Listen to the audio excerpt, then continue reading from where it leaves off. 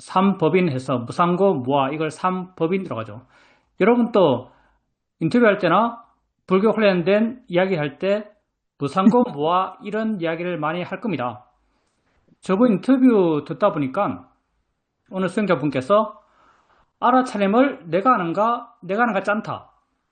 바른길 일으키는 것, 자연이치하라고 하는 것, 그건 내가 하는가, 내가 하는가 짠다. 이런 말씀을 하셨습니다. 그분은 당연히 당신의 수행적 이해라고 생각하겠죠? 당신의 수행적 이해라고 생각할 겁니다. 자, 우리가 알아차림을 내가 하는가, 알아차림이 무아적 현상인가? 여러분, 알아차림이 무아적 현상인가? 여러분 수행에서 알 수 있을까요? 알아차림이 무아적 현상인가? 이게 우리 수행의 주제 내지는 내가 알아야 될 지혜의 내용이 될 수 있을까요? 내가 느낌 알아요. 아, 이건 무아적 현상이지. 소리 알아요. 이건 무아적 현상이지. 이것 우리 수행의 주제가 될 수 없습니다. 이것 우리가 좁은 시각에서는 이해할 수 없는 것이고요. 넓은 시각에서는 조금 이따 이야기하죠. 이게 물론 내가 이해한 한계 내지만 일반적 참을 이야기하기는 참 힘들어요. 왜 그런가? 무상고무아. 이 무상고무아가 일반적 특성이라고 말해요. 무엇의 일반적 특성인가? 법의 일반적 특성입니다. 법의 일반적 특성. 법이 뭐예요? 법이 내 삶의 진행, 내 존재의 진행에 진짜 있는 것, 이게 법이죠. 이 순간 내게 일어나는 것, 이게 법이에요. 이 순간 내게 일어나는 것, 이게 법이죠. 이 순간 내게 일어나는 것, 이게 법이고 이 법의 특성이 무상고 무아예요.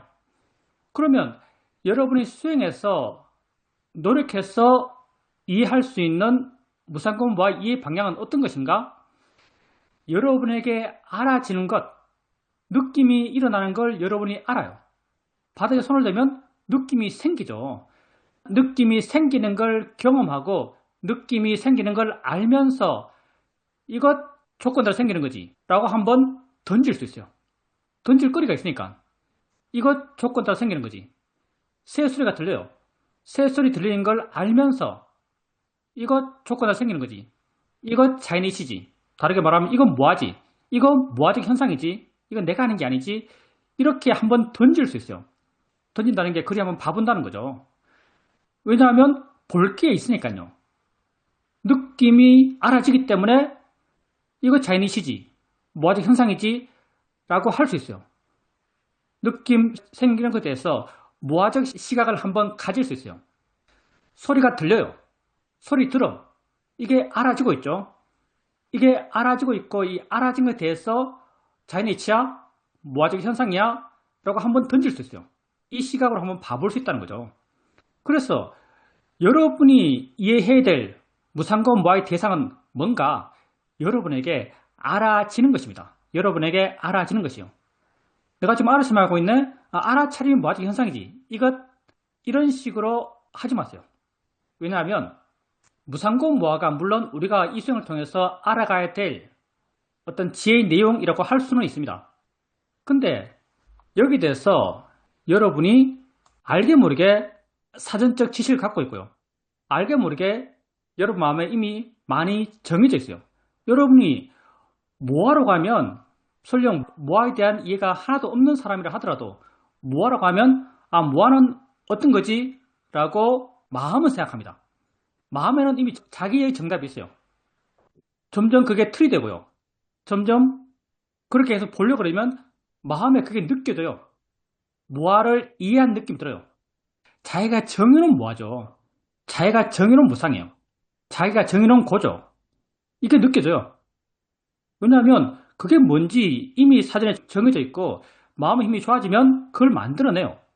마음도 만들어집니다. 자비감 명상. 자비심이 뭐지? 대상에 대한 자비심이 뭐지?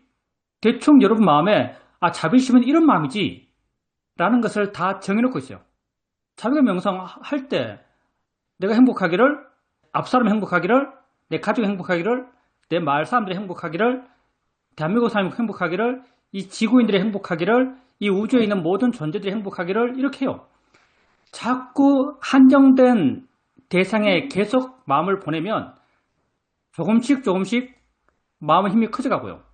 사마디 힘이 커져가고, 사마디 힘이 커져가면 자기 마음에 정해놓은 자비심이 뭐라는 것, 그게 마음에 느껴집니다. 자비심이 생겨나요. 자기가 생각하는 자비심이요. 그게 생겨납니다. 그래서 우리가 무상고 뭐라고 할 때 알아가야 될 무상의 대상, 모아의 대상이 뭔가 여러분에게 알아지는 것, 실제로 알아지는 것, 느낌 일어나는 것, 그게 무상인 것이고요. 소리 들림, 이게 무아인 것이고요. 생각 일어남, 이게 고인 것이죠. 여러분에게 일어나는 것이, 여러분에게 알아지는 것이 무상고 무아죠. 뭐 설거지 하는데 내가 하는 게 아니야. 수행하고 있는데 내가 하는 게 아니야. 이런 건 여러분이 수행에서 추구할 바는 아닙니다. 근데 여러분이 이렇게 내가 아까 좁은 시각에서는 아니다라고 말했어요. 넓은 시각에서는 좀 이따 말할게요. 이렇게 말했는데 이렇게 여러분이 느낌의 무아를 해봅시다. 느낌의 무아성, 소리의 무아성, 생각의 무아성, 또 느낌, 또 생각, 또 느낌, 또 소리, 또 맛, 또 느낌 계속 알아가요. 우리가 10년 했잖아요. 이제 10년은 쉽게 말할 수 있습니다. 이렇게 10년을 해요. 10년을 하면요. 자연스럽게 우리의 지혜는 일반성을 뛰어갑니다. 일반성을 뛰어가요. 이렇게 해나가다 보면 어느 순간 이 무아에 대한 지혜가 내 존재 전체로 스며들어가요. 무아에 대한 지혜의 대상이 존재 전체로 스며들어갑니다.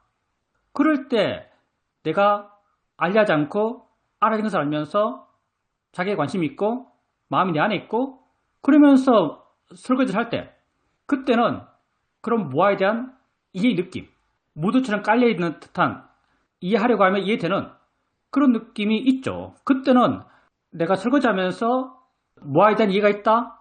이렇게도 말할 수 있을 겁니다. 근데 수행 실천에서 여러분이 무아를 이해해야 될 대상은요. 여러분에게 지금 알아지는 것이요. 느낌이 알아지고 있고요. 소리가 알아지고 있고요. 생각이 알아지고 있습니다. 여기서 무아를 찾으시고요. 여기에서 무상을 찾으십시오. 여기서 자연의 이치를 찾아요. 여기서 대상을 찾아요. 그냥 막연하게 그냥 내 존재는 무아지. 수행하는 것 내가 하는 게 아니지. 그렇게 하다 보면 여러분 마음에서 사전에 정해져 있는 그런 선입견들, 그런 정함들, 그게 여러분에게 틀이 될 거예요. 가장 바르게 수행할 수 있는 것, 수행에 대해서 불교의 길에 대해서 혹자는 이런 말도 하죠. 스승 없이 하는 것은 거의 불가능하다. 이런 식으로도 말합니다. 이런 말도 들어봤을 거예요. 스승 없이 하는 것은 거의 불가능하다. 왜 스승 없이 하는 것이 불가능할까? 이건 참 약간 반의적이에요. 왜냐하면 수행을 바르게 하고 싶어요. 어떻게 하면 바르게 하는가? 마음이 지갈 길을 가도록 내버려 두면 바르게 합니다. 마음이 지갈 길을 가도록 내버려 두면 바르게 해요. 수행자는 가장 기본적인 수행적 실천을 반복적으로 끊임없이 해나가면 돼요. 현재 머물고 알아진 것도 알고 자기에게 알아진 대상이 돼서 이건 뭐야? 이거 자니치야. 이거 알아지는 거지. 이거 대상이야. 하면서 물러나는 방향으로 마음이 변할 수 있는 그런 바른 견해, 바른 생각을 해주는 거죠. 이걸 끊임없이 하는 거예요. 이 실천을 끊임없이 하는 거죠. 이 실천을 끊임없이 하게 되면 마음이 지갈 길을 갑니다. 점점 물러나고 점점 가벼워지고 점점 가치도 들고 그러면서 점점 일반화돼요. 이해가 일반화돼요. 더 내가 줄어들고 더 내가 개입하지 않고 더 마음이 지갈 길을 가고 이렇게 되어가는 길, 이게 가장 바르게 수행이 되어나가는 그런 수행의 진행 방향이라고 할 수 있어요. 그러니까 내버려두면 가장 바릅니다. 우리가 수행을 왜 하는가? 그렇게 했을 때 요즘 내가 하는 말은 수행 안 하려고 수행합니다. 이런 말 하죠. 수행 안 하려고 수행합니다. 수행의 완성은 수행하지 않는 것이다. 이런 말도 해요. 근데 스승 없이 수행할 수 없다. 이런 말도 해요. 왜 그런가? 우리의 어리석음이 그만큼 큰 것이고요. 우리의 고정관념이 그만큼 큰 것이고요. 내가 이미 알고 있는 그런 사전적 정함에 대한 우리의 집착도 그만큼 큰 것이요. 우리 마음의 한계, 우리 마음이 정말 정한 것에 지독하게 집착합니다. 뭐 나도 마찬가지고요. 정한 것에 지독하게 집착해요. 그걸 가장 좀 적나라하게 드러나는 분야가 이런 곳에서는 별로 어울리지 않지만 정치 같아요. 정치. 정치에 민감한 분들, 정치에 관심이 많은 분들 나름 정치적 성향이 있죠. 자기 갖고 있는 정치 성향, 이게 자기 마음의 정함이죠. 이렇게 내 마음이 정해졌을 때 내가 나랑 정치적 성향이 다른 주장들, 내가 생각하기에 저 사람은 나와 정치적 성향이 달라라고 하는 다른 사람의 말들, 그런 말에서 내 마음이 얼마나 경직되어 있는가? 내 마음이 얼마나 딱딱한가? 내 마음이 얼마나 이미 화날 준비가 되어 있는가? 라고 한번 봐보세요. 정말 많은 준비가 되어 있을 겁니다. 많은 준비가 되어 있을 거예요. 수행도 뭐 다르겠어요? 여러분 자비가 뭔지 대충 마음에 정해놓고 있어요. 무아가 뭔지 대충 마음에 정해놓고 있어요. 무상이 뭔지 대충 마음에 정해놓고 있어요. 그렇게 안 볼까요? 계속? 정해놓은 길로 안 가려 할까요? 마음이? 정해놓은 길로 가려고 합니다. 그래서 수행은 법에 의지해서 해야 돼요. 진실에 의지해서 해야 됩니다. 법이 뭔가? 지금 내게 알아지는 거예요. 느낌 일어나는 걸 알면서 자연이치 하는 거죠. 느낌이라는 걸 알면서 자연이치해요. 자연이치하라고 할 거리가 있어요. 뭔가 대상이 확실하잖아요. 뭔가 타겟이 확실해요. 소리 들으면서 소리 있는 걸 알면서 자연이치하라고 하는 거예요. 여러분이 이해해야 될 무상고 무아는요. 소리 일어남의 무상고 무아고요.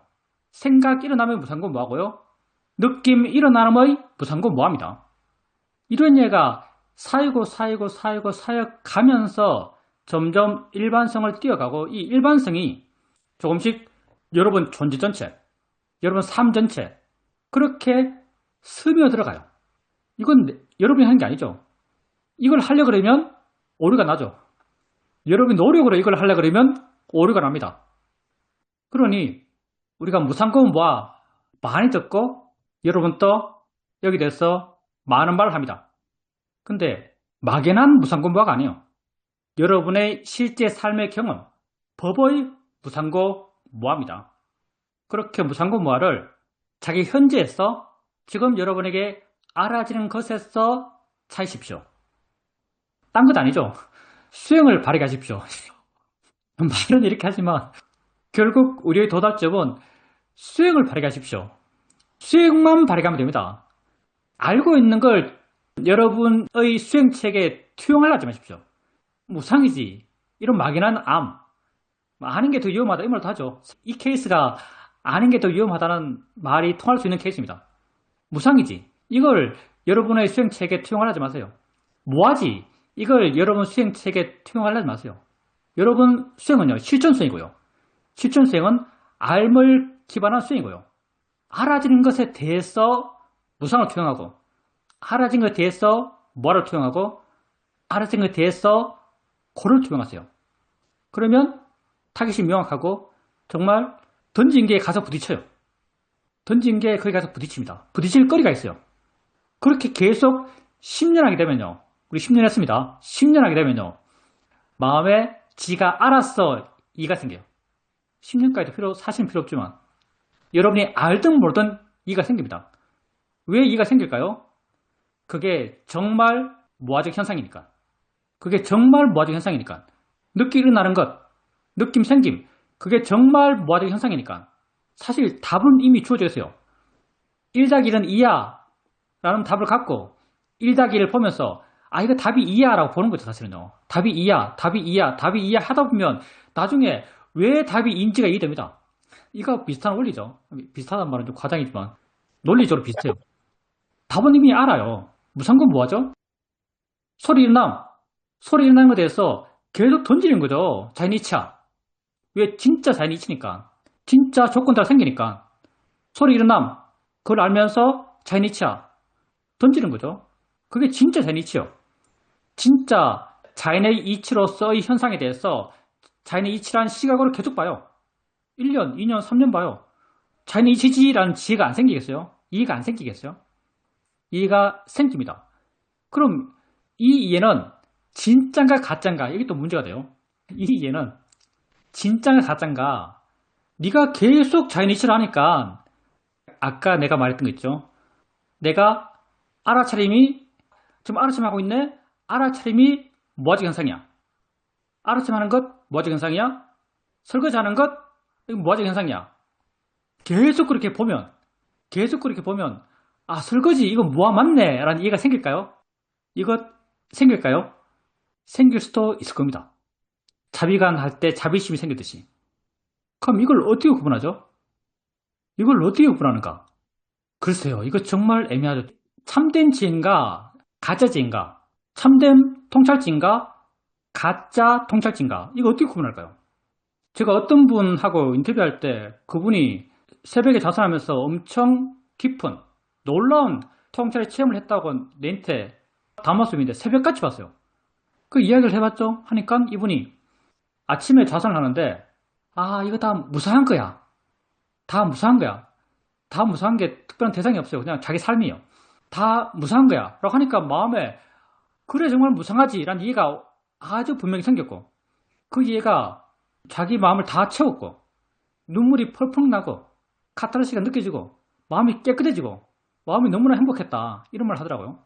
이게 진짜 무상에 대한 이해인가? 그분은 당연히 진짜 무상에 대한 이해라고 생각하죠.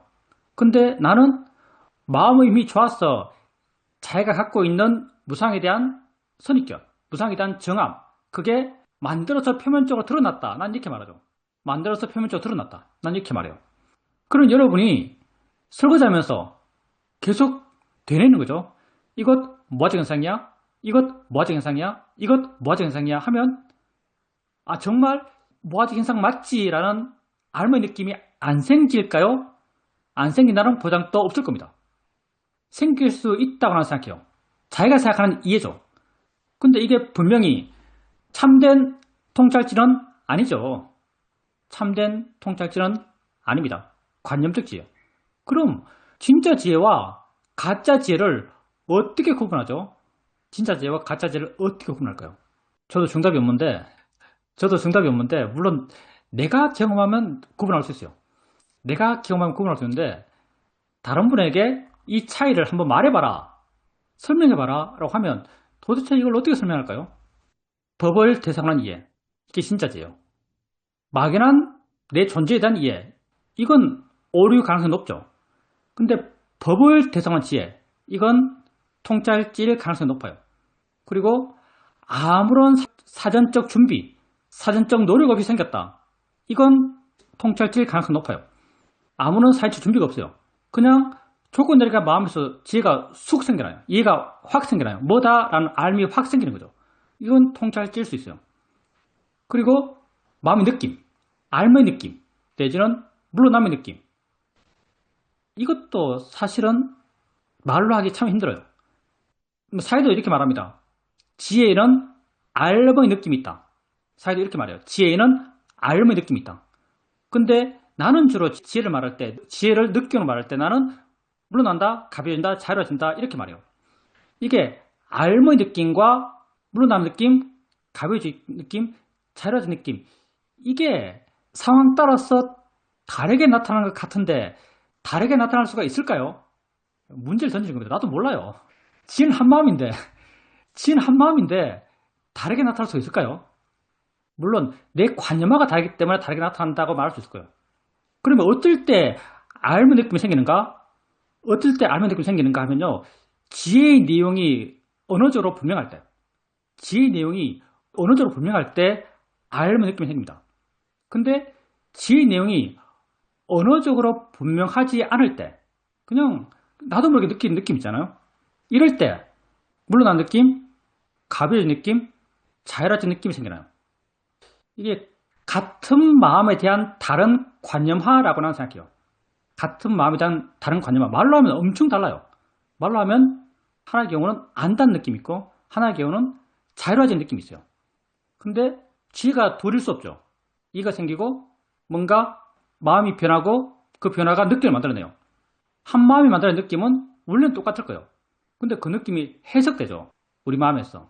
나는 이렇게 느낌이 우리 마음에서 관념화되면서 알의 느낌, 물러나는 느낌, 이렇게 해석된다고 생각합니다.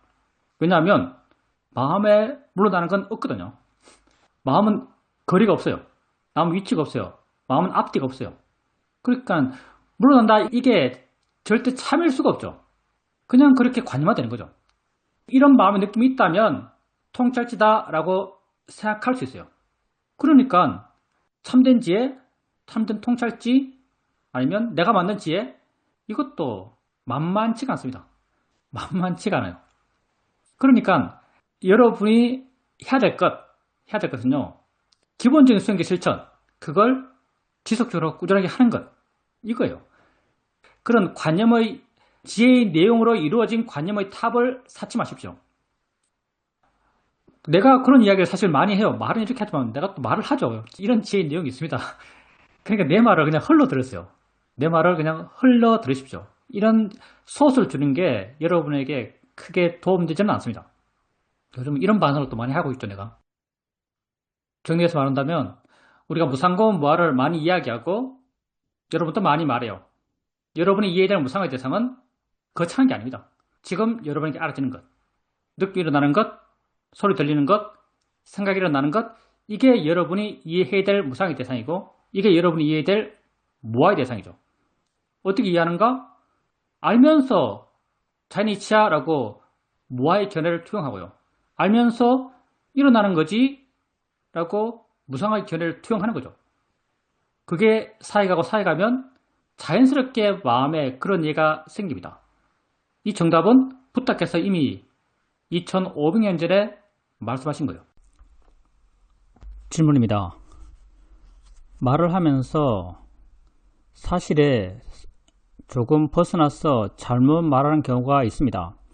그게 분명히 무아인데 무아가 있다는 것을 알고는 굉장히 괴로운 마음이 일어났습니다. 무아는 무아일 뿐인데 지나간 걸 갖고 괴로워할 필요가 없는데 거기 계속 머무는 것이 어리석다라고 생각됩니다. 마음은 마음일 뿐이고 자연이 이치지 하는 그런 생각도 일어났습니다.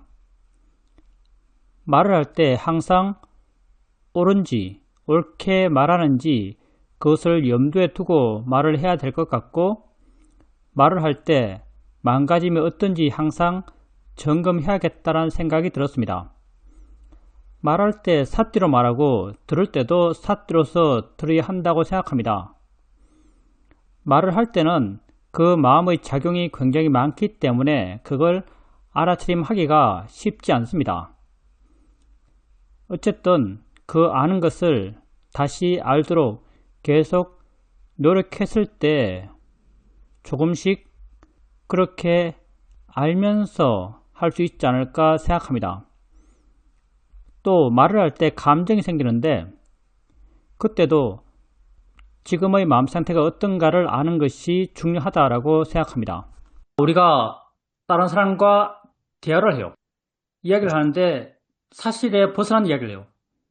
여기서 포인트는 내가 말할 때 사실에 벗어났다는 걸 알고서 사실에서 벗어난 이야기를 하는가? 그럼 이건 거짓말이죠.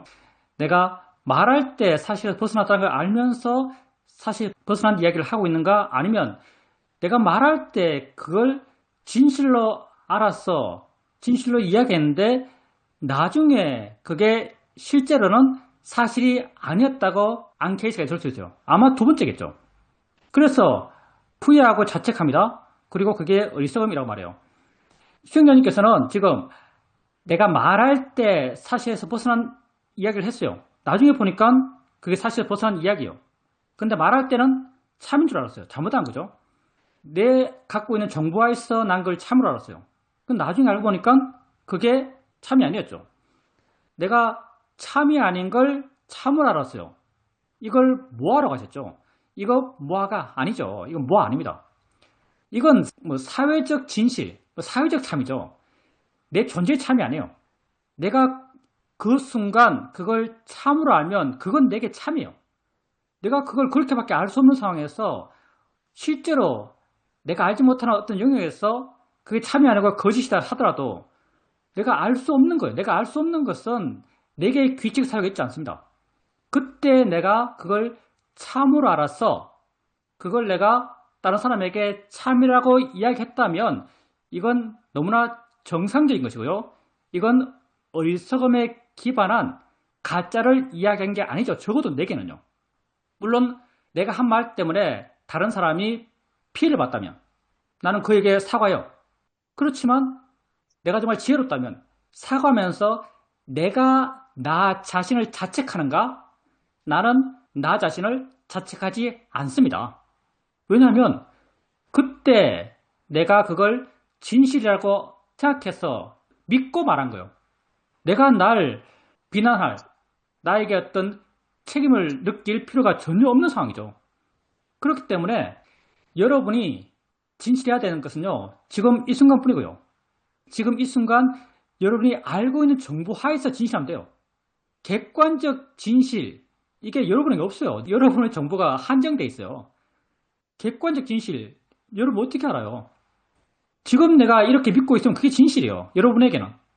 지금 여러분이 알고 있는 한계에 지어진 그 정보 체계 속에서 여러분이 그렇게 판단해서 이게 옳아라고 판단한다면 그게 그 순간 여러분에게 진실이에요. 또 시간 지나서 새로운 정보가 들어오고 더 많이 알게 됐을 때 이전에 여러분이 진실이라고 생각했던 게 이후에는 진실이 아닐 수 있어요.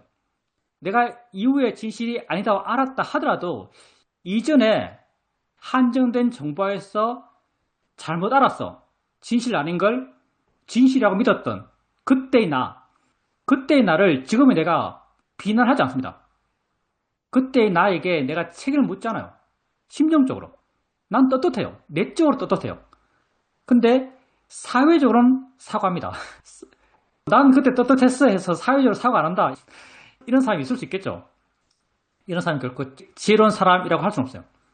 사회적으로는 그냥 아무 부담 없이 사과해요. 그렇지만 자기를 원망하잖아요. 왜? 그때 나는 그걸 진실이라고 알았고 그건 피할 수 없는 거예요. 진실이라고 알았던 그 내 마음은 아주 순수했어요. 그래서 우리가 어떤 사람을 판단할 때 그 사람이 그 사람이 내게 끼친 결과 갖고 많이 판단합니다. 그 사람이 내게 끼친 결과를 갖고 많이 판단해요. 근데 수행하는 우리 입장에서 뭘 갖고 그 사람을 판단할 것인가?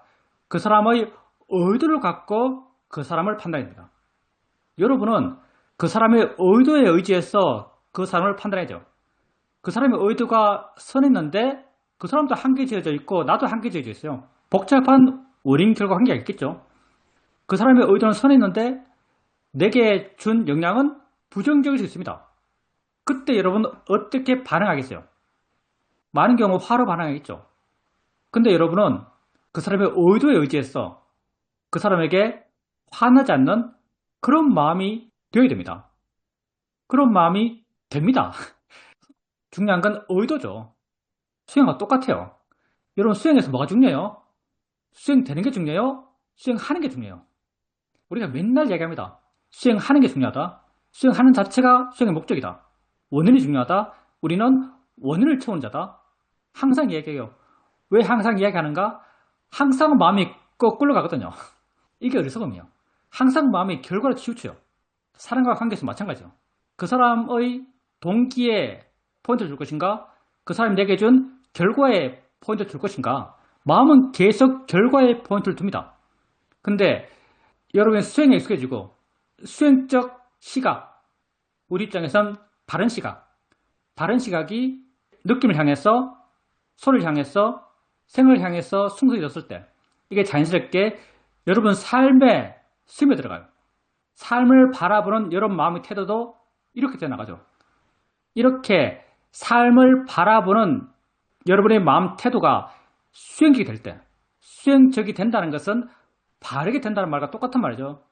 바르게 됐을 때 사람을 판단할 때도 의도를 갖고 판단이 될 겁니다. 이건 뭐 의도를 갖고 판단해야지라고 할 필요도 없어요. 그렇게 돼요. 그러니 하물며 다른 사람도 이런데 나에 대해서 어떻게 했어요?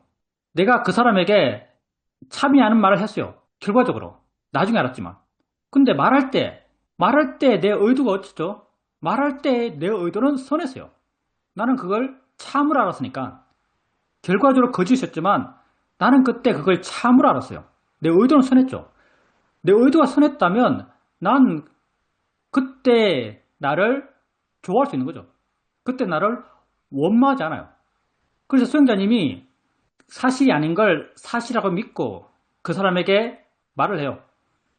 근데 그게 결코 모아가 아닙니다. 그때 수행자님은 참으로 알고 말한 거예요. 그때 수행자님의 동기는 순수했죠. 그렇기 때문에 모아로 말한 건 아니죠. 나중에 지나서 결과적으로 참이라고 믿었던 게 참이 아닌 걸 발견하고, 아, 내가 그때 과거에 그에게 참 아닌 걸 말했네? 내가 잘못했는데 모아였네? 라고 하면서 과거에 자기가 한 행동을 지금 후회하고 있는 이 후회의 마음, 이 후회의 마음에 깔린 게 모아라고 할 수 있어요. 후회의 마음에 깔린 게 모아라고 할 수 있습니다. 왜? 지금 수행자님이 책임져야 될 마음은 지금 마음뿐이에요. 과거의 마음은 과거의 마음이죠. 과거를 후회하는 것 다 어리석음을 기반해서 일어나는 마음들입니다. 그래서 다른 사람에 대해서도 의도에 기반해서 판단하시고요. 자기에 대해서도 의도에 기반해서 판단했어요. 말은 이렇게 말하지만 여러분이 수행을 바르게 하고 수행적 마음이 점점 여러분 마음에 커져가다 보면 세상을 자연스럽게 이렇게 보게 됩니다. 그리고 말할 때 많은 게 일어나요. 말할 때 많은 게 일어나고 그 많은 것을 알아채면 하면은 힘들다라고 느낄 수 있습니다. 많이 복잡하다 느낄 수 있어요. 사회도는 말할 때 어떻게 알아채면 하는가라고 했을 때 말할 때 말하는 줄 알면서 알아채면 해라 이렇게 말해요. 말할 때 말하는 줄 알면서 말해라. 이게 사회도의 말할 때의 알아차림에 대한 지도예요. 말하는 줄 아는 것, 이게 굉장히 폭넓은 거예요, 사실은요. 우리는 보통 알아차림 이야기할 때 느낌 일어남, 소리 일어남, 생각 일어남 이렇게 하나하나를 이야기해요. 근데 삶 속에서 여러분 수행할 때 이렇게 하나하나를 알 수도 없고요. 만약에 하나하나를 다 알려고 하면은요, 삶을 제대로 못 삽니다. 그래서 일상의 삶 속에서의 알아차림은 대충 하면 됩니다. 나는 마음을 내 안에 두고 말해라 이런 말 하죠. 나는 마음을 내 안에 두고 말해라. 내 안이라는 것이 특정 어디가 없어요. 그냥 대충 자기에게 마음 두고 말하면 돼요. 그래서 말하면서 알아차림하는 것, 여기 대해서 너무 많은 게 일어나고 알 게 많다 해서 그 많은 알 수 있는 것들을 다 알려고 하지 마세요. 대충 그냥 자기에게 마음 두고 있으면 돼요. 그리고 감정이 생기고 뭐 다양한 마음작용이 있겠죠. 감정 생기고 화나고 뭐 비난하고 싶고 수많은 감정과 하고 싶어하는 말들, 행동들이 있어요. 이걸 여러분이 하나하나 개입해서 이건 잘못됐어, 이건 바른 거야 이런 말 하면 안 돼, 이런 식으로 말해야 돼, 이거 통제 못하고요. 통제 안 되고요. 통제하려고 하는 것 그게 수행적으로 바르지도 않아요. 여러분이 해야 되는 것은 오직 아는 것밖에 없습니다. 바른가 그런가 할 필요 없어요. 내 마음 상태가, 내 마음의 태도가 바른가 그런가 말하면서 대화하면서 이거 언제 하겠어요. 좌선하면서는 가끔 할 수 있을지 모르겠지만 말하면서 대화하면서 대화 이해하면서 내 할 말 생각하면서 어떻게 가능하겠어요. 이렇게 복잡하게 수행하지 마시고요. 이렇게 하는 것도 안 될 거예요. 그냥 말하면서 여러분 해야 될 것은요, 아는 것밖에 없습니다. 단지 아세요. 감정이 있으면 감정이 있다고 아세요. 화나면 화했다고 아세요. 말하고 싶으면 말하고 싶은 마음이 있다고 아세요. 마음이 깨어있으면 그냥 알아줘요. 그 뒤에 일들, 이거 하면 안 돼? 옳지 않아? 적당하지 않아? 이런 말을 해야 돼? 이런 단어를 선택해야 돼? 이런 투로 말해야 돼? 이런 그 뒤에 이어지는 바른 선택, 바른 행동들, 이건 마음이 지가 저절로 합니다. 바르게 알면 마음이 지가 저절로 해요. 비유하자면 좌선을 하다 보면 몸이 굳어요. 몸이 굳을 때 어떻게 해야 될까요? 긴장을 풀어요. 몸이 굳을 때, 몸이 굳어 있을 때 굳어 있다고 알면 됩니다. 굳어 있다고 알면요, 그 이후의 프로세스는 마음이 지가 스스로 해요. 필요한 걸 지가 스스로 합니다. 마찬가지요. 감정을 느끼든 뭐가 일어나든 그 하나하나 알고 그 옳고 그름을 판단하고 거기에 대한 적정한 행동들을 판단하고 이런 과정들 내가 어떻게 해요? 이거 하면은 삶을 제대로 못 삽니다. 머리에 부하가 걸릴 겁니다. 할 게 많아서. 이거 할 필요 없어요. 여러분이 수행에서 해야 될 것은 오직 하나밖에 없습니다. 아는 것. 하나 붙인다면 바르게 아는 것. 바른 마음으로 아는 것. 가벼운 마음으로 아는 것이죠. 알면 그 이후의 프로세스들, 바른 진행들은요, 마음이 지가 스스로 해요. 그래서 뭘 하든지 뭐가 생기든지 어떤 감정이 생기든지 그냥 가볍게 인내라고 하면 됩니다. 마음 힘이 약하면은 감정 따라 갈 것이고요. 마음 힘이 좋으면은 감정이나 판단들, 바른 방향들, 바른 말들 이런 것에 대한 관련된 지혜들이 알아서 쭉 일어날 거예요. 계속 알아가다 보면요, 점점 감정을 따라서 말하는 경향, 지혜를 따라서 말하는 경향, 이 둘 가운데 어디가 커지겠어요? 계속 알고 있는데 지혜를 따라서 판단하고 말하는 경향, 이 부분이 점점점 커져갑니다. 그래서 옳고 바른 걸 내가 사회적으로 내지는 의지를 갖고 판단하고 조작하고 설계하고 실천하고 이렇게 접근하지 마시고요. 그냥 아세요. 마음이 깨어있으면 알려 하지 않아도 그냥 알아서요. 알아지면 그걸로 충분합니다. 그 이후의 프로세서들은, 진행들은 마음이 알아서 지할 걸 지가 해요. 질문입니다. 그저께 애들 태우고 자동차로 이동하는 중에 스님과 통화를 하게 되었습니다. 그저께가 스님의 생신이었습니다. 그래서 제가 먼저 생신 축하드려요 라고 말했습니다. 그리고 애들 보고 생일 축가를 부르라고 하니까 아이들이 그냥 기다렸다는 듯이 끝까지 노래를 불렀습니다. 그때 남편은 운전하고 함께 있었습니다. 그런데 제가 스님 옷을 한 10년 정도 갖고 있었습니다. 분량이 굉장히 많고 결국은 치우는데 그걸 스님과 충분히 의논하고 옷을 처분했습니다. 근데 그때 스님께서 겨울 누비 승복은 있어야 되는데 라고 아쉬워했습니다. 그래서 저는 그때 처리하라고 했어. 처리했는데 이미 일이 끝났는데 어떡하지? 그걸 뒤집을 수는 없는 건데 이런 생각을 했습니다. 근데 그 말을 들으면서 내 마음에 뒤끝이 하나도 없이 아주 깔끔했습니다. 나중에 그때 가서 할 일이다 이런 마음이었습니다. 그걸 통해서 내가 느낀 건 우리가 삶을 살아가면서 존재론적 삶을 지향하지만 그때그때 삶의 상황에서 소유론적 삶의 태도가 불쑥불쑥 나오면서 이래 두리뭉실 섞여서 우리 삶이 진행되는구나 이런 생각을 했습니다. 다 그냥 마음이 지가 알아서 하죠. 우리 마음이 순간순간 변합니다. 생일이었고 생일 축하한다 그러고 애들 같이 태우고 있는데 애들한테 생일 노래 부르러 하니까 애들이 불러요. 엄청 분위기 좋잖아요. 엄청 마음도 가볍고 엄청 마음이 깊었을 것 같아요. 근데 옷 이야기 나오고 의견이 다른 거잖아요, 사실요. 수행자님 느끼기에는 약간의 부당함 같은 게 느껴졌을 것 같아요. 다른 사람들이 어떻게 느끼는가 별로 안 중요하고요. 수행자님이 어떻게 느끼는가 이게 우리 관심사죠. 그때 아마 수행자님은 약간 당황스러웠을 것이고 약간 화가 날 수도 있고요. 수행자님이 정한 것과 다른 각도에서의 충격이잖아요. 그 화에 대해서 수행자님이 어떻게 받는가 이게 사실 중요한 거고요. 만약 그게 화가 났다면 화가 난 게 문제인가 하면 화가 난 게 전혀 문제가 아닙니다. 우리가 안함이 아니죠. 우리가 세상에서 정해놓은 게 많고요. 가진 것도 많고요. 내 것도 많고요. 내게 유리하고 불리하고에 대한 가치도 산재해 있어요. 어디에서 충격이 생기더라도 번뇌가 생깁니다. 가치가 있으면 번뇌가 생겨요. 번뇌가 생기는 건 너무나 자연스러운 거죠. 너무나 자연스러운 거예요. 그 번뇌가 생겼을 때 그게 얼마나 자연스럽게 알아졌는가, 그리고 알아진 것에 대해서 수행자님이 어떤 태도를 갖고 그 일어나는 걸 알았는가, 이게 우리의 관심사고요. 생기는 것, 이건 우리의 관심사가 아닙니다. 마음이 조건 따라 지 할 일을 하는 거죠. 우리는 이걸 뭐 자연이시다 이렇게 말하고요. 받아들이라 이렇게 말하고요. 조건 따라 생겼다 이렇게 말하는 거죠. 그래서 그 경우만 아니라 우리가 세상을 살아가면서 무수한 스토리가 우리를 지나가고 있고 그 스토리 속에서 무수한 감정들, 반응들이 우리에게 생깁니다.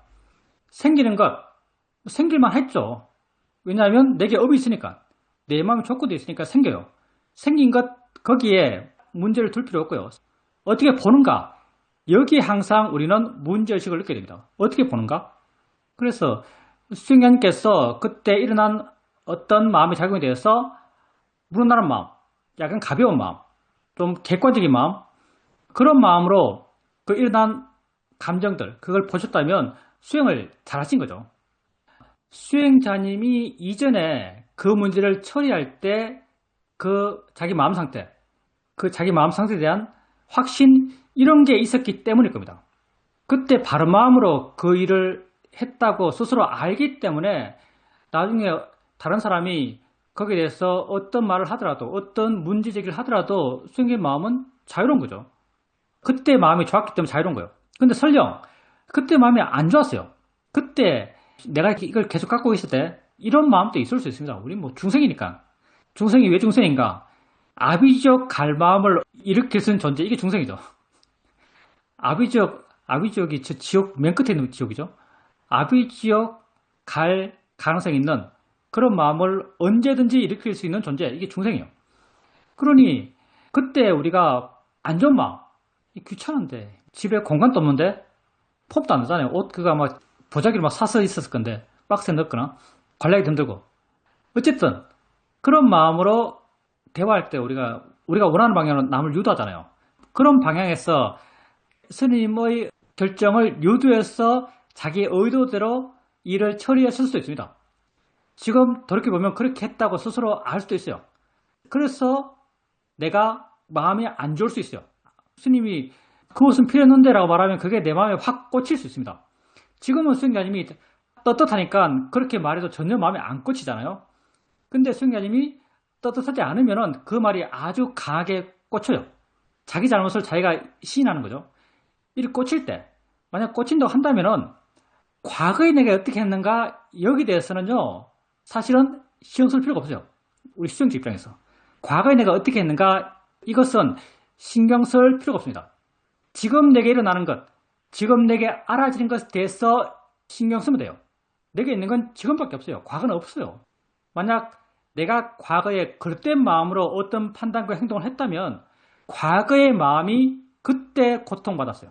그걸로 충분합니다. 정말 불교는 속편향 같아요. 이런 거 너무 좋아요. 내가 과거에 그릇된 마음으로 했다면요, 지금 내가 과거에 그런 마음은 나쁜 마음으로 했네, 내가 나쁜 사람이네, 이런 후회를 하지 마십시오. 과거에 내가 그릇된 마음을 했다면 과거에 그때 마음이 이미 고통받았어요. 내 거 챙기려는 마음, 손에 안 불려는 마음. 여러분, 손에 안 불려는 마음 많이 이렇게 봤잖아요. 손에 안 불려는 마음이 얼마나 괴로운지 여러분 알아요. 그게 업의 결과를 받는 겁니다. 그러니 그때 그런 마음을 했다면 그때 마음이 이미 고통받았어요. 받아야 될 고통을 그때 다 받았습니다.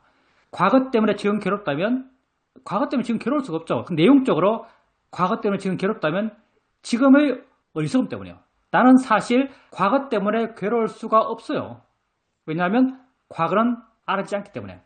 내가 괴로운 것은 오직 지금 때문에 괴롭습니다. 지금 알아진 것 때문에 괴로워요. 그래서 내가 사회적으로 스토리상 내 과거에 잘못했네 라고 판단했고, 지금 스님이 내 과거에 없었던 그게 필요한데 라고 말했을 때 마음에 확 충격 주면서 자책이 확 생겼을 때, 내가 과거를 시비할 것인가 아니면 현재를 시비할 것인가, 현재를 시비하십시오. 그 시비는 법에 의지한 시비를 하세요. 생겼네? 마음이 하네? 이렇게 하는 거죠. 그렇게 하면 돼요. 그냥 매 순간순간 현재에 있으면 됩니다. 우리가 책임져야 될 순간 현재뿐이에요. 과거는 책임질 필요도 없고요, 책임질 수도 없습니다. 과거를 어떻게 책임져요? 우리가 책임져야 될 시간은 오직 현재뿐입니다. 오직 현재만 책임지세요. 그걸로 충분합니다. 현재를 어떻게 책임지는가? 수행으로 책임지는 겁니다. 질문입니다. 어떤 것은 일상에서 하는 줄도 모르고 그냥 하고 있는 게 느껴지고, 어떤 것은 이게 옳은데 마음의 힘이 좀 약하니까 계속 말로 그 옳은 것을 떠올려주는 그런 느낌이 있습니다. 금요일 날 핸드폰을 하러 매장에 갔습니다. 매장에서 한 2시간 넘게 있었지만 뭘 한다는 생각 없이 그냥 앉아서 내 할 걸 하고 끝내고 집에 돌아왔는데, 돌아와서 돌이켜보니까 한다는 생각이 별로 없었구나, 그 시간 동안 내가 수행과 함께 있었구나, 이런 느낌을 받았습니다. 그렇지만 어떤 상황에 대해서는 내가 많이 부족해서 계속 바른 것에 대해서 이야기해주는 그런 케이스가 있습니다. 지난주에 스님께 말씀드렸듯이 도반들이 왔을 때 내가 준비하고 청소하는데, 그때 한 달에 한 번 정도 완전 대청소를 하니까 나쁘지 않네? 라고 이렇게 스님께 말씀드리니까 스님께서 그때 그게 결코 자연스러운 마음이 아니다 라고 지적해 주셨습니다. 저도 뭔가 마음 밑바닥에 좀 사한 느낌이 있었습니다. 스님 말씀처럼 자기 합리화가 맞는 것 같습니다. 아마 내 마음 밑자락에 부정적인 면이 있었기 때문입니다. 내 편하려고 그렇게 관념적으로 자기 합리화를 했던 것입니다. 스님께서 만약 짚어주지 않았으면 그걸 알지 못하고 넘어갔을 것 같습니다. 그게 내게 굉장히 도움이 되는데, 그게 내게 부족한 것이었습니다. 일이 오면 하면 되는 것이지, 이게 제게 약한 부분입니다. 부족하니까 자꾸 내가 이걸 말로라도 스스로 일깨워주고 바른 생각 해주고 이렇게 하고 있는데, 이런 것도 나쁘지 않다라고 알게 됩니다. 내가 부족한 것을 알면서 말과 생각으로 그 부족한 부분을 채워주니까 마음이 바른 방향으로 나아간다라고 느껴집니다. 현재에 몰면서 닥치면 그냥 하면 되는 거지, 이런 것들이 조금씩 내게 습관이 되는 것 같다고도 느껴집니다. 물론 아직 많이 부족해서 자꾸 말로 하게 됩니다. 자동 모드가 되는 것은 내가 특별하게 수행을 잘해서가 아니라 그게 어느 정도 습관화가 되면서 익숙해져서 그렇게 되는 것 같습니다. 핸드폰을 바꿨기 때문에 블루투스가 안 되어서 평소에 내가 차를 타고 다니면서 스피커로 법문을 들으며 다니는데 그 법문이 안 나왔습니다. 법문을 나오게 하기 위해서 차 안에서 블루투스를 조작할 때 뭔가 내가 익숙하지 않은 것을 할 때 이전에는 마음이 많이 들뜨고 약간의 불안했는데, 전혀 그런 것 없이 아주 차분한 마음으로, 결과를 기대하지 않는 마음으로 그냥 할 수 있을 만큼 하자라는 그런 마음으로 하고 있는 저를 발견할 수 있었습니다. 그게 뭔가 옛날보다 훨씬 더 현재에 머물고 닥치면 하고 미래를 걱정하지 않고 과거를 후회하지 않는 그런 마음이 조금씩 되어간다라고 느껴집니다. 삶의 다양한 내용들이 있습니다. 이제 수행자님 입장에서, 이제 수행 입장에서는 그런 내용 가운데 어떤 내용에서는 수행하는지도 모르고 마음에 알아서 수행해요. 마음 자세가 자연스럽게 수행적 모드가 돼요.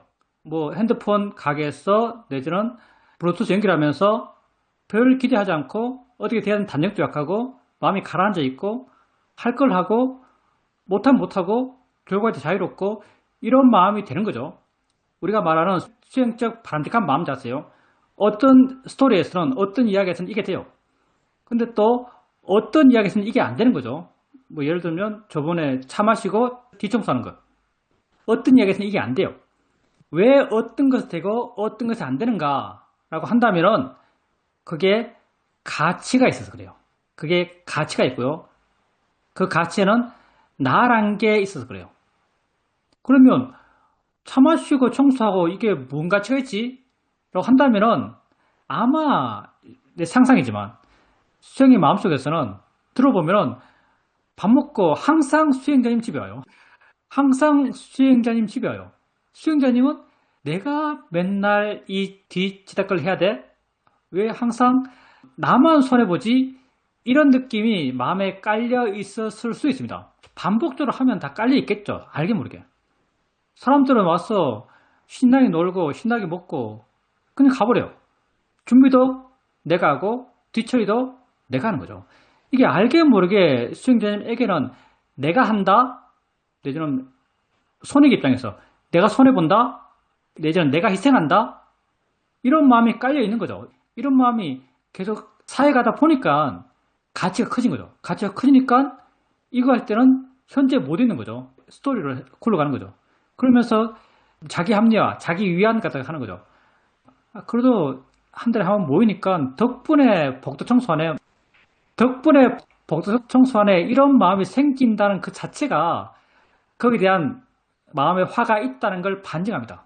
그러니까 가치의 문제입니다. 가치 둔 것, 내게 중요한 것, 이런 것에 우리는 많이 반응하는 거죠.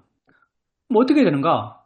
뭐 어떻게 될 거 없어요. 가치 없는 것부터 조금씩 정복해 가는 겁니다.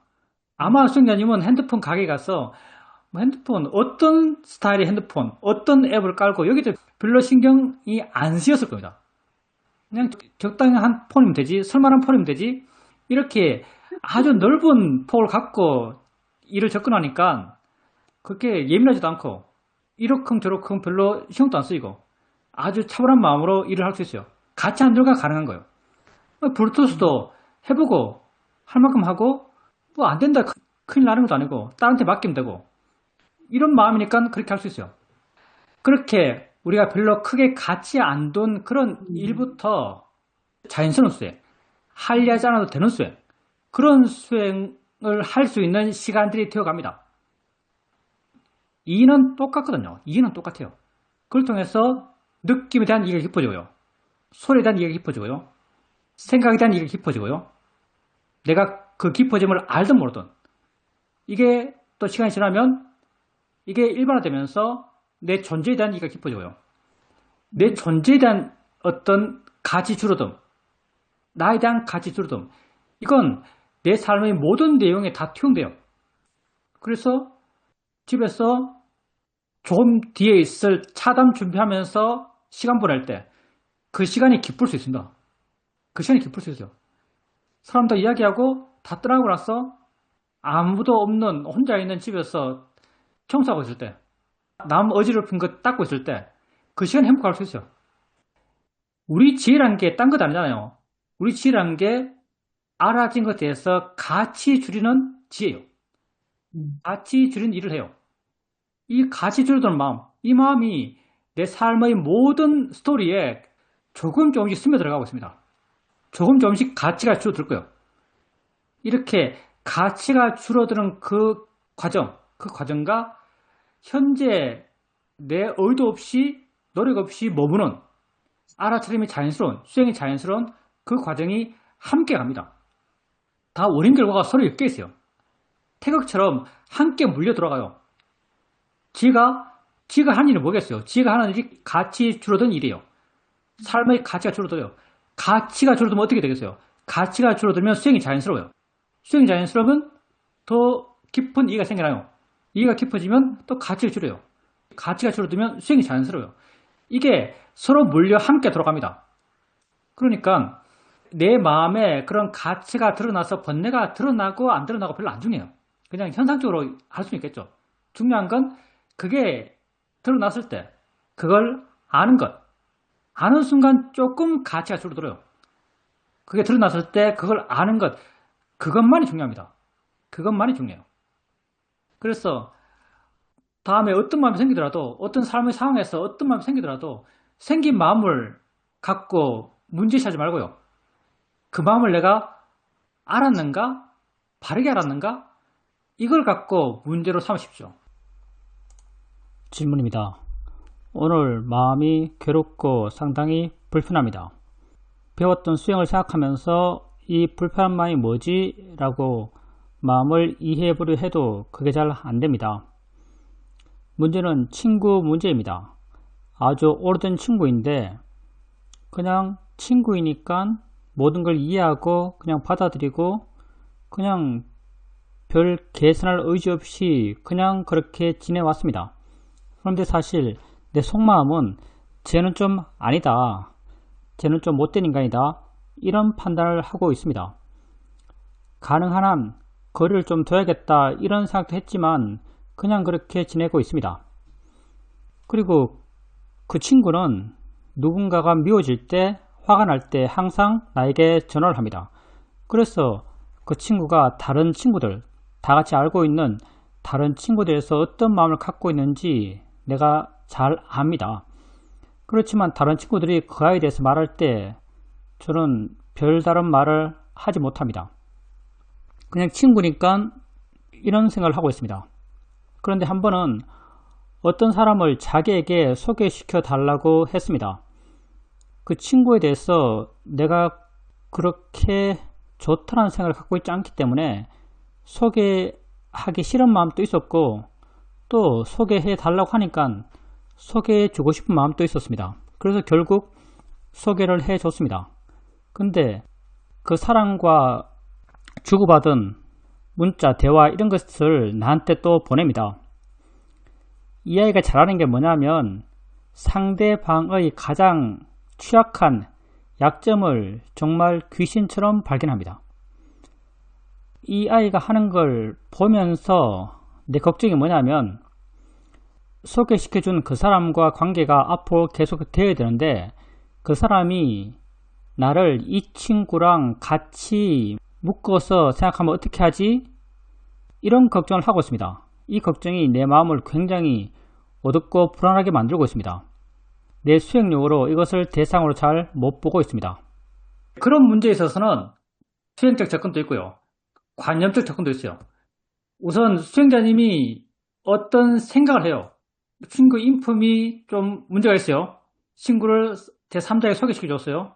3자가 친구에 대해서 부정적인 마음을 가질 거예요. 가질 것 같아요. 그러면 이 사람이 나에 대해서도 부정적인 마음을 갖겠네?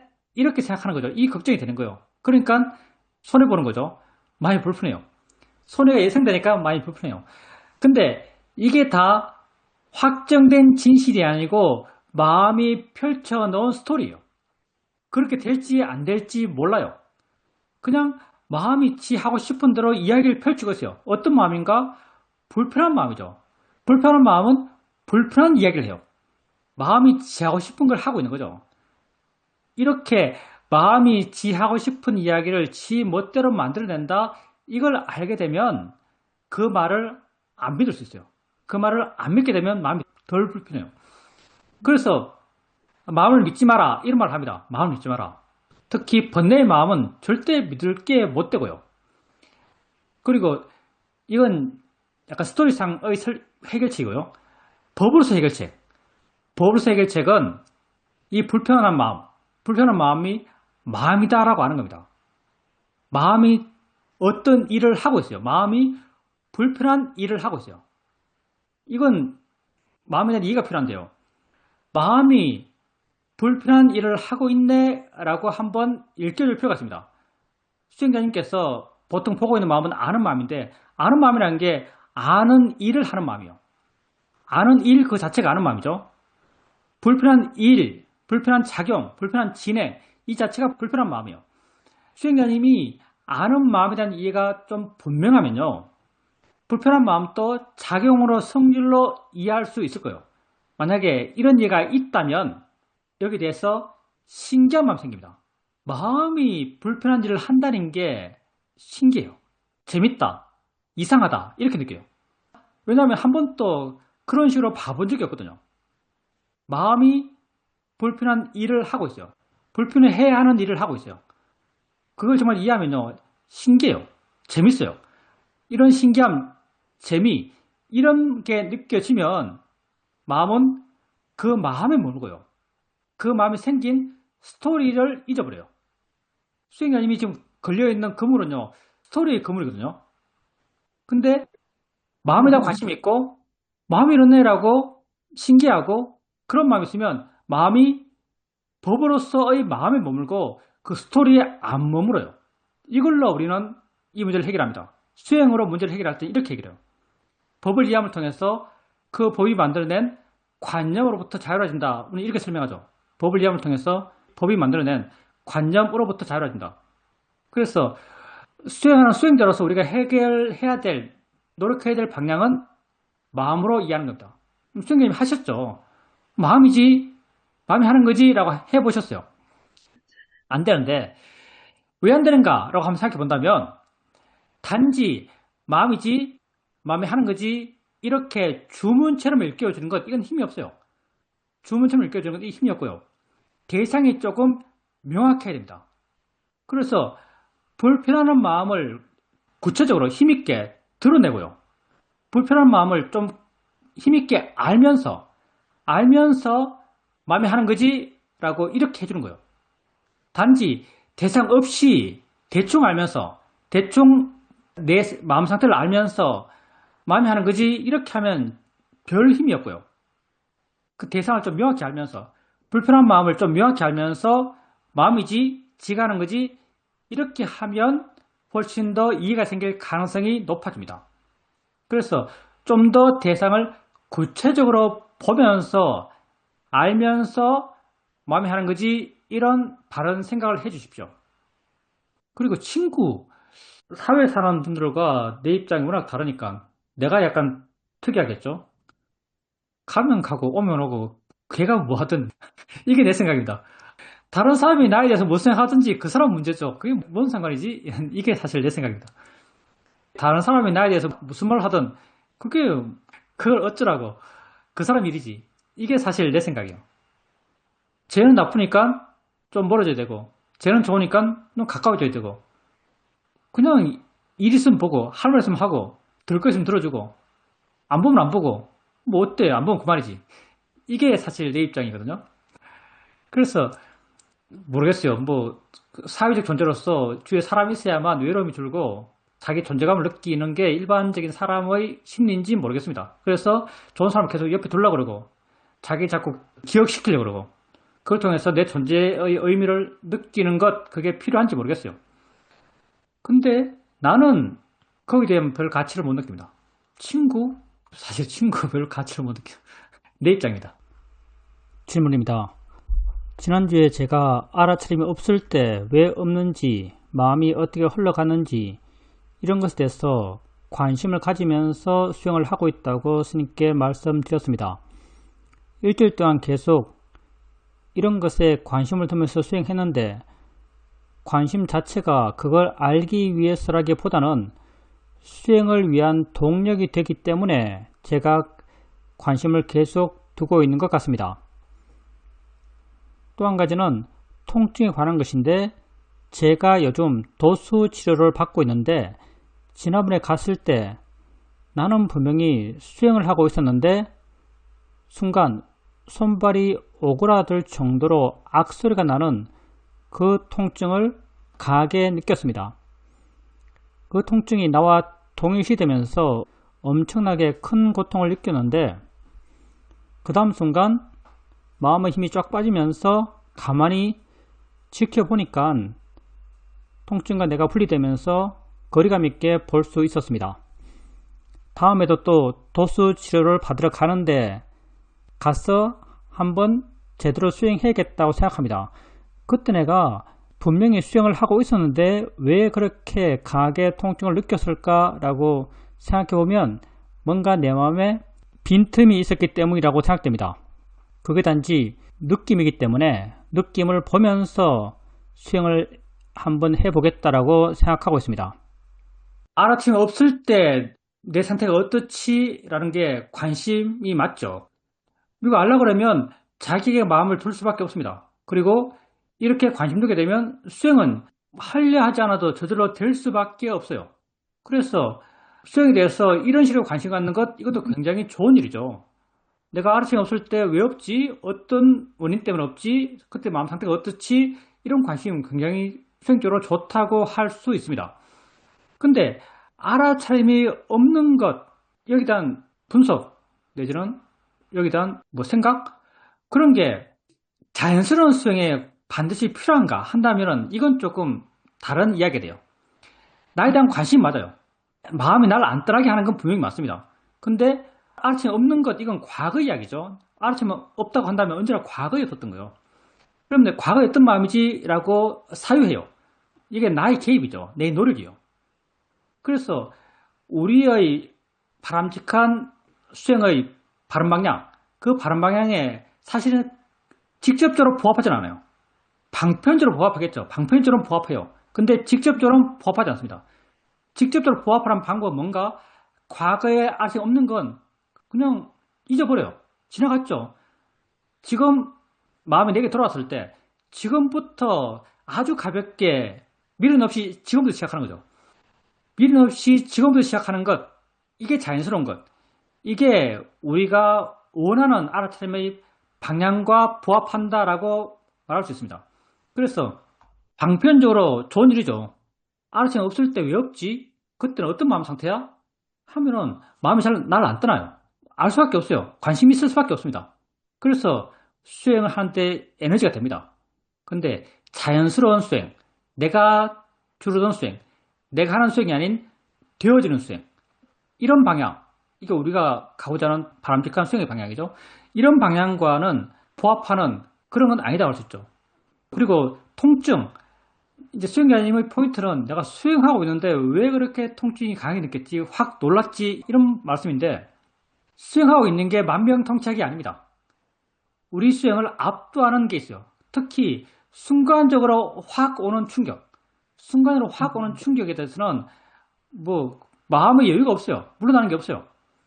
어떤 것에 대해서 마음의 여유가 있냐면 약간 지속적이고 은근하고 안 좋은 느낌을 하더라도 지속적이고 은근하고 이런 것에 대해서는 가벼운 마음으로, 부드러운 마음으로 계속 지켜볼 수 있어요. 근데 내가 가볍게 알고 있는데 갑자기 바늘에 쿡 찔렸다. 아주 깊이 쿡 찔렸다. 그때 알아차림이 있는가? 당연히 없죠. 있을 수가 없죠. 당연히 없어요.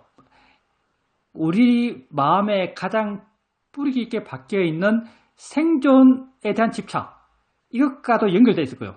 고통이 생존을 위한 고통이잖아요. 고통 못 느끼던 사람 다 죽었어요. 과거에 우리 조상들 고통에 둔감했던 사람들 다 죽었죠. 고통에 예민했던 사람만 살아있습니다. 그래서 이 생존과 연결되어 있는 거예요. 가장 뿌리 깊은 우리 마음의 프로그램이죠. 그래서 강하게 충격이 오면요, 마음의 반응은 아주 즉각적입니다. 반응이 확 일어나요. 수행을 놓치죠. 그럼 자연스러운 것이고요. 그 다음이 중요해요. 수행자님 말씀처럼 그렇게 통증이 있을 때, 통증은 이미 생겼어요. 생긴 통증이 돼서 마음은 함께 일어나서 함께 긴장하고 있어. 아주 딱딱해져 있죠. 이때 통증을 알게 되면 자연스럽게 어떤 마음으로 통증을 봐야 되는지 마음지가 스스로 압니다. 그러면서 마음의 긴장이 풀리고 마음이 부드러워지고 물러나게 되고 가벼워져요. 이 정도가 지금 우리 수준에서는 최선이죠. 사실은 이 정도가 우리 수준에서는 최선입니다. 그러니 수행자님께서 도수 치료할 때 통증이 확 왔을 때 수행을 순간 확 놓치고 다시 돌아와서 통증 알면서 마음이 가벼워지고 물러나고 부드러워지고 그런 방향으로 조금씩 변해가고, 그렇다면 우리가 할 수 있는 한눈에서 최선의 수행을 했다라고 말할 수 있습니다. 질문입니다. 상유타 니까야를 읽다 보니까 이런 말들이 반복해서 나옵니다. 세상에 대한 욕심과 싫어하는 마음을 버리면서 몸에서 몸을 관찰하고 느낌에서 느낌을 관찰하고 마음에서 마음을 관찰한다. 이런 내용이 반복해서 여러 곳에서 수없이 나옵니다.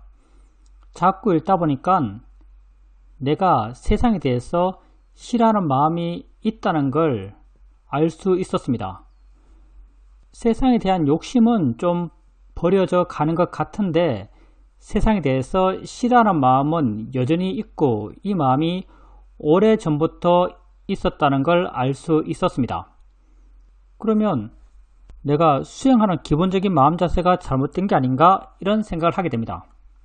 세상에 대한 싫어하는 마음과 집착하는 마음을 버리고 선정 이야기할 때 맨날 나오는 거죠. 1선, 2선, 3선 할 때 맨날 앞에 나오는 관념구 같은 표현이에요. 이런 마음이 돼야만 수행을 하는 것처럼 이야기해요.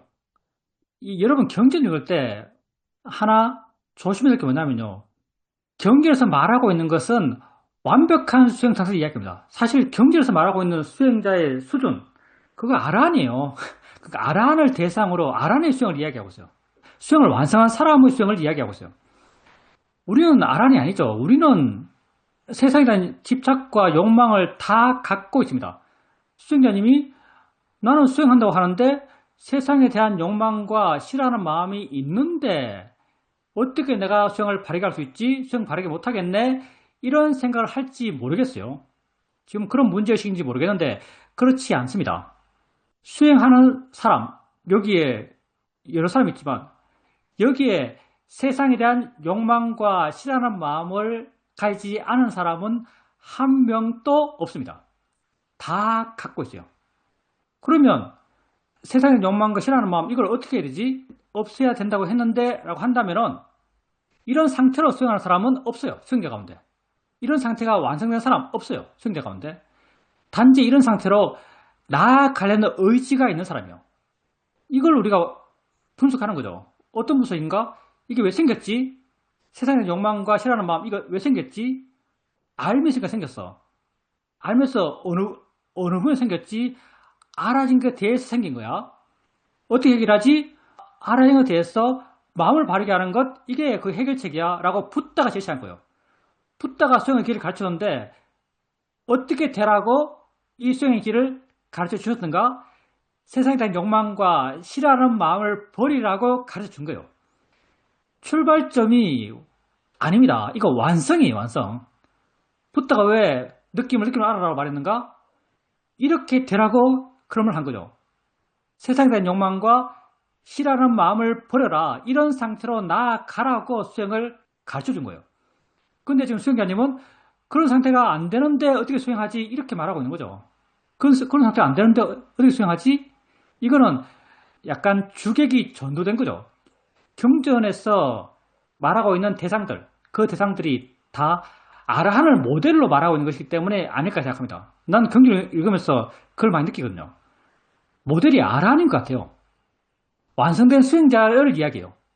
근데 우리는 완성되지 않았고요.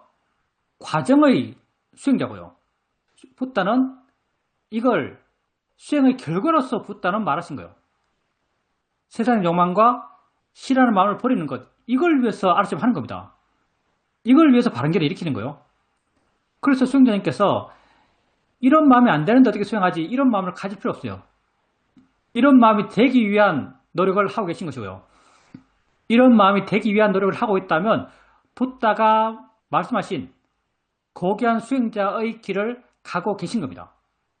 그래서 이런 고민은 안 하셔도 될 것 같습니다. 질문입니다. 최근에 있었던 일입니다. 내가 요즘은 아르바이트 비슷한 걸 하고 있는데 조건이 상당히 좋습니다. 집에서 가깝고 여러 조건이 좋고 계속하면 좋은 일인데 일을 하는 과정에서 약간 제 가치관과 안 맞는 일이 있습니다. 크게 많이 비도덕적인 것은 아니지만 내 가치관으로 좀 안 맞는 일이 있어서 거기에 대해서 마음이 무겁습니다. 그 직장에서 원하는 일을 해줘야 하는 상황인데 그게 마음이 많이 걸립니다. 마음이 무겁고 위축되고 소극적이 되면서 몸도 엄청 힘들게 느껴지고 고민도 많아졌습니다. 고민하다가 오늘 전화로 그만두겠습니다 라고 말을 했습니다. 근데 그 말을 하고 전화를 딱 끊는 순간 몸이 막 날아갈 것 같았습니다. 기분이 굉장히 좋았습니다.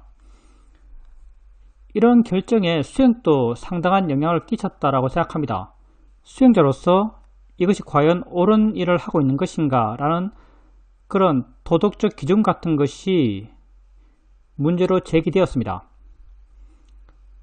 근데 또 끝나고 나서 다시 드는 생각은 사회생활을 하면서 그냥 넘어가야 될 일도 있는데 이렇게 마음에 걸린다고 일을 그만두면 어떻게 사회생활을 하지?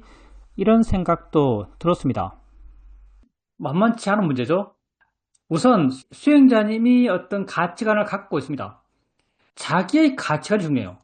사회적 가치관은 나는 별로 안 중요하다고 생각해요. 물론 내 가치관이 사회적 가치관의 내재화인 경우가 많죠. 그렇지만 다른 경우도 많아요.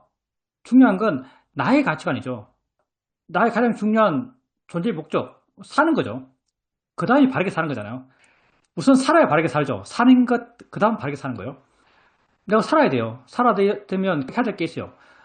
해야 될 것, 이게 뭐 사회에서 흔히 행해지고 있다면, 사회에서 사람들이 별 문제시하지 않고 사람들 일반적 생각에 거기에 대해서 나쁘다라는 그런 사회적 인식이 없다면은 내가 굳이 내 개인적인 옳고 그름, 내 개인적인 옳고 그름을 거기에 투영해서 판단의 근거를 삼아야 될 것인가? 글쎄요. 잘 모르겠습니다. 가치관의 문제라서 잘 모르겠어요. 내 개인적인 경험이랄까요? 그냥 나는 이렇다라고 한다면은 절에서 제사를 지냅니다. 사직구제가 있죠. 사직구제를 지내는데 내가 사직구제를 믿는가? 안 믿거든요. 내가 목탁을 치고 연부를 해주고 해주면은 돌아가신 분이 그 법문이라 그래요. 그 법문을 듣고 어떤 이해를 하고 좋은 곳으로 간다. 이게 사직구제의 대충의 레파토리죠. 내가 여기에 대한 신심이 있는가? 신심이 거의 제로에 수렴해요. 이걸 천도라 그러죠. 내가 해주면 천도 되는가? 안 될 게 그게 확실해요. 근데 절에 주재하고 있는 내 도반 스님이 야 오늘 사람 없으니까 네가 와라 하면은 그냥 가요. 가서 아무런 죄책감 없이 거기서 제사 지내줍니다. 아무런 죄책감 없어요. 그러고 와요. 갈 때도 할 때도 올 때도 아무런 죄책감이 없습니다. 사람들이 그걸 원하고 사회적으로 다른 사람이 거기에 대해서 잘못되었다라는 말을 하지 않고 나는 그거 왜 하지라고 생각하지만 하고 있는 사람들이 돈 낸 사람들이죠. 제주라고 부릅니다. 우리는 돈 낸 사람들이 할 말 하다고 생각하니까 하는 거니까 아무런 자책감이 없어요.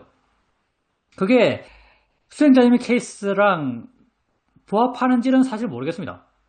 이 사회적 가치관, 옳고 그런 것에 대한 판단, 이건 다 각자의 문제 같습니다. 각자의 문제. 근데 정말 거기서 내가 좀 예민해서 내 마음에 이건 아니야, 이건 효과 없어 라고 믿고 있는 것을 내가 행했을 때 마음의 느낌이 계속 안 좋아진다면 그건 고통 줄어드는 길, 행복해지기 위한 길을 가는 우리 입장에서는 안 해야 되는 거죠. 사실 안 해야 되는 게 맞아요. 근데 그게 상황상, 사회적 분위기상 나는 그렇게 생각하지만 다른 사람 다 괜찮네? 다 뭐 자기가 원해서 하는 거니까 그랬을 때 해도 아무렇지 않다. 마음의 느낌이 나쁘지 않다.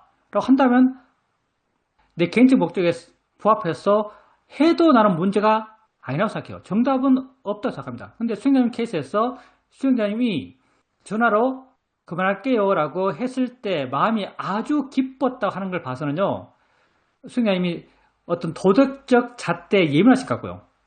그렇게 예민하다면 예민한 대로 사셔야죠. 마음이 아니라고 판단하고 있고 그걸 계속했을 때 마음의 느낌이 지속적으로 안 좋다면 안 할 수 있다면 안 하는 게 맞습니다. 그래서 수행자님께서 바르게 판단했다고 생각됩니다. 질문입니다. 외출했다가 집으로 돌아오면서 집 근처에 있는 어떤 상점에 들어가서 이것저것 샀습니다. 근데 그 시간이 가게 문을 닫기 직전이었던 것 같습니다. 물건을 사고 나면서 내일 모레 어린이날인데 그때 여기가 가게를 여나요? 라고 물었습니다. 젊은 여성인데 주인인지 점원인지 잘 모르겠지만 굉장히 짜증스럽게 얼굴을 찌푸리면서 열긴 여는데 단축해서 연다라고 말해줬습니다. 표정이 굉장히 기분 나쁘고 그런 걸 왜 물어보냐 이런 식이었습니다. 조용히 물어놨는데 무척 기분이 안 좋았습니다. 무시당한다라고 느껴졌습니다.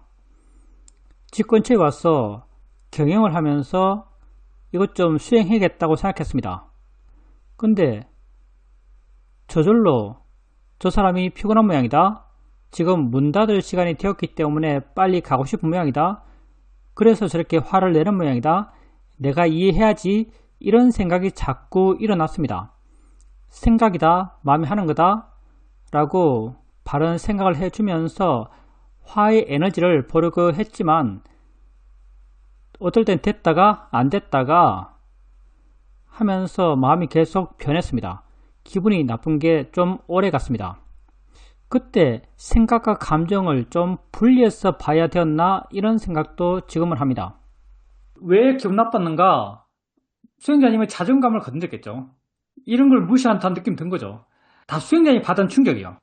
수행자님이 자기 가치관 속에서 받은 충격이죠. 충격이 컸죠. 우리가 내 존재감 여기 대해서 아주 예민합니다. 아주 예민해요.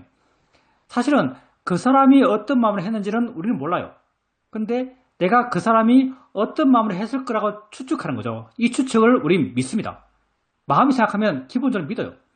문제는 믿음에서 출발하죠. 믿게 되면 마음이 그 충격을 그대로 받아들이죠. 그러면서 마음이 아파요. 마음이 괴롭죠. 수행자님께서 수행으로 해결해보지 라고 하는 건 굉장히 좋은 접근이고요. 방법이 두 가지죠. 둘 다 해보셨지만 하나는 관념적인 것. 아, 저 사람이 피곤한 모양이다. 저 사람 병 있나? 저 사람이 지금 남편하고 싸웠나? 이런 생각 해보는 것. 스토리로 날 위안하는 것 해볼 수 있어요. 별로 효과 없고요. 이거 평생 해봤어요. 평생 이런 방식으로 우리 삶의 문제를 해결해 왔습니다. 해결이 하나도 안 됩니다. 별로 의미 없는 해결법이에요. 또 하나는 지금을 이해하는 것. 법어에 의지해서 문제를 해결하는 것. 지금 내게 알아진 걸 바르게 알려고 하는 거죠. 그건 화났으니까 그 화의 마음을 마음이네, 마음이 하네 라고 이렇게 이해하는 거예요. 마음이네, 마음이 하네, 작용이지, 진행이지 이렇게 할 때 수행자님이 그 결과로서 기대하는 게 뭔가? 그 결과로서 기대하는 건요. 화가 좀 줄었네가 아닙니다. 수행자님 지금 그 말 하셨죠. 화가 줄었네? 좀 약해졌네? 이 말 하셨는데 화가 좀 줄었네가 아니에요. 화가 줄든 안 줄든 우린 별로 관심이 없어요. 화난 마음, 화의 마음에 관심이 생겼는가? 이게 우리의 목적이라고 한다면 목적입니다. 마음이 화내네? 마음이 하는 거지? 이렇게 했을 때 거기에 대해서 정말 마음이 하네? 정말 마음이 하는 거야? 정말 진행이네? 이렇게 거기에 대해서 관심이 생겼다면 수행자님이 수행을 바르게 하신 거예요. 수행의 효과, 발행 결과가 생겼다라고 말할 수 있습니다. 화가 줄어든 것, 이게 목적이 아니에요. 그러면 수행자님 말씀처럼 수행했다면요. 수행자님은 왜 마음이 하네? 마음이 화내는 거지? 이렇게 하셨는가? 화가 줄어들기 위해서 그렇게 한 거죠.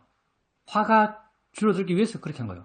그러면 화가 줄어들기 위해서라는 그 마음은 어떤 마음인가? 그 마음을 우리는 욕심의 마음이라고 합니다. 우리가 수행을 왜 못하는가? 마음이 바르지 않아서 수행을 못하는 거예요. 욕심의 마음? 이게 바르지 않은 마음이죠. 그러니까 바르지 않은 마음으로 수행하니까 수행이 안 되는 거죠. 그러니 어떤 마음으로 수행하는가? 알고자 하는 마음으로 수행해라. 이런 말을 항상 하잖아요. 알고자 하는 마음으로 수행해라. 관심 있는 마음으로 수행해라. 이 말하고 같은 말이죠. 그래서 결과를 기대하지 마십시오. 결과는 안 중요해요. 원인이 중요하고요. 과정이 중요합니다. 그래서 마음이 하는 거지? 라고 했을 때 마음에 관심이 있다면 정말 마음이 하는 거야? 이렇게 관심이 생겼다면 정말 좋은 일이에요. 항상 하는 말입니다. 근데 항상 안 되죠. 우리가 항상 결과지향적이에요. 과정지향적이 아니라 항상 결과지향적이에요. 근데 자꾸 이렇게 마음을 써야 됩니다. 질문입니다. 보는 것에 대해서 수행을 하려고 해도 이게 잘 안 됩니다. 어쩌면 안 되는 게 당연한 것 같기도 합니다. 보고 있고 보이고 있는데 이걸 수행의 관점으로 하려고 해도 잘 안 되는 것 같습니다. 봄과 관련해서 수행하는 것, 이게 사실은 굉장히 어려워요. 우리 수행에서 가장 어려운 수행 대상이 뭔가라고 말한다면 보는 것, 그리고 생각, 이쯤 될 겁니다. 생각은 잘 빠지기 때문에, 그리고 구지성이었기 때문에, 그 자체가 날리기 때문에 수행적 대상으로 보기 힘들고요. 봄은 왜 힘든가? 봄은 관념이 너무나 뚜렷하기 때문이에요. 우리가 살아오면서 평생 보고 살았고요. 볼 때마다 우리 마음은 보여지고 있는 대상의 관념에 마음이 가면서, 관념에 마음이 몰면서 대상을 봤어요. 지금도 보면서 아침 한다고 하지만 그 대상의 관념이 너무나 분명하니까 거기에 가서 마음이 몰면서 수행을 하려고 해요. 당연히 수행이 안 되죠. 수행이 안 된다는 게 그때는 어떤 의미인가? 수행하면서 볼 때와 수행하지 않으면서 볼 때의 차이가 안 느껴져요. 이게 수행이 안 되는 거죠. 그럼 어떻게 하는가? 방편적 방법으로는요, 마음을 눈에 두고 해보세요. 이게 방편적 방법이에요. 마음을 눈에 두고 하세요. 마음을 눈에 두고, 눈에 둘 때는 사실 보이는 거지 라고 하는 것, 대상 쪽의 이해를 일으키는 것, 이게 그때는 효과적이죠. 마음을 눈에 두고 보이는 거지, 보이는 거지 라고 해보세요. 뭐 계속 할 필요는 없고요. 그냥 관심 있을 때 한 번씩 하는 거죠. 그렇게 나가다가 마음이 가벼워지고 마음이 힘이 있게 되고 마음이 좋아졌을 때 어느 순간 보이는 거지 라는 게 이해될 수 있습니다. 이건 노력으로 눈을 약간 특정화시켜서 봄에 대한 수행을 해 나가는 연습 방법이고요. 언제 어떻게 되었을 때 봄에 대한 알아차림이 쉬워지는가 하면요. 법을 이해하고 나서, 마음이 뭔지 이해하고 나서, 내가 만약 아는 마음이 아는 성질이구나, 아는 마음이 진행이구나, 아는 마음이 일어남이구나, 아는 마음이 있음이구나, 이렇게 우리가 주로 보는 게 아는 마음이니까 아는 마음에 대한 이해가 좀 분명해지면, 아는 마음에 내가 마음이 머물 수 있다면 자연스럽게 이게 보는 마음에 머물 수 있어요. 마음이 보내라고 하는 게 마음이 이해가 돼요. 이렇게 마음이 보내라고 했을 때 본다라는 게 마음에 이해될 때 법에 대한 알아차림이 쉬워집니다. 그래서 법에 대한 이해가 분명하면 그때는 법에 대한 알아차림과 들음에 대한 알아차림의 난이도가 똑같아져요. 근데 법에 대한 이해가 약할 때는요. 법에 대한 알아차림과 들음에 대한 알아차림에서 법에 대한 알아차림이 훨씬 더 어려워요. 잘 안 돼요. 그래서 법에 대한 알아차림은 법에 대한 이해가 좀 분명해졌을 때 제대로 할 수 있다고 말할 수 있습니다. 근데 연습하는 건 마음을 눈에 두고 보이는 거지 라고 하는 것, 그게 연습의 방법으로는 효과적입니다. 우리는 언제나 현재 삽니다. 모든 문제도 현재 있고요. 모든 문제 해결도 현재 있고요. 무상권 모아도 현재 있고요. 모든 불교적 좋은 것들, 좋은 마음, 기쁨, 행복 다 현재 있는 거예요. 우리 삶의 문제도 다 현재 있습니다. 언제나 마음을 현재에 두면서 그렇게 사십시오.